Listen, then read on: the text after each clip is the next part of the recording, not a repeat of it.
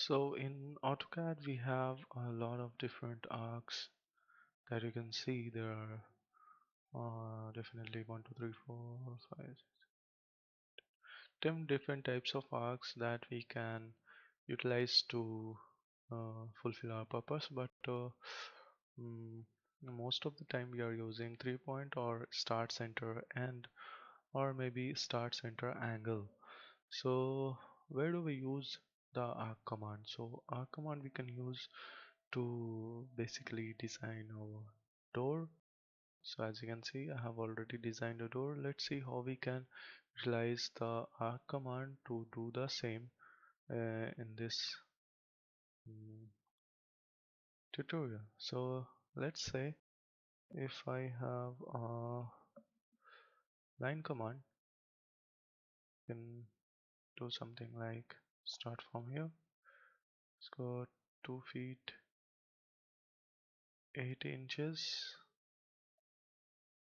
and then go up for about 2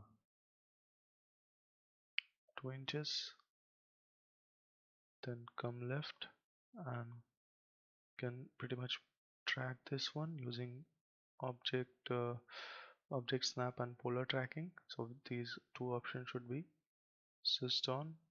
This one is uh, polar tracking, right? So let's enter it. So we have the base of our door. Now we just need the arc. So we can go for start, center, and end.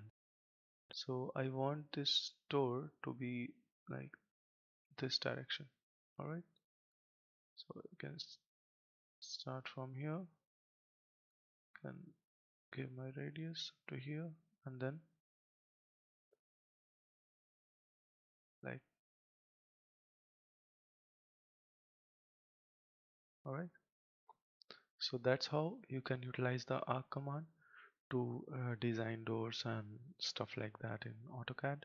Obviously this is a different door. You can see there is an extended part right over here, so we can do that as well, but let's keep it for another video. Mm, if you have any doubts in arc, you can simply comment down below, and most of the time we are using the center, start, center, end, or start, center, angle. All the different arcs are pretty much works the same, but you'll get the result, you'll get the same result even if you use the different type of arc. So it's up to you what you prefer. I am mostly using the center, start, center, end, or start, center, angle, as well as 3-point. So yeah, that's it.